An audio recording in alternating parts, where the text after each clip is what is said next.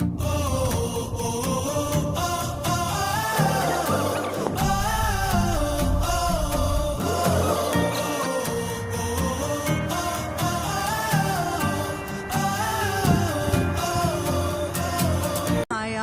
Hotel.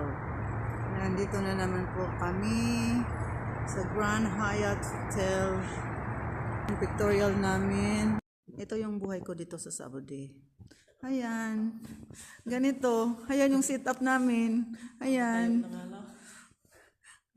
Umaga na naman. Ayan. O, diba? Saya-saya ng photographer. Pero minsan na-stress din ako. Pero ngayon hindi ako na-stress sa bride ko. Ang galing-galing yung mag-post. Galing-galing niya yung magaganyan. O, diba? Mabilis na tapos.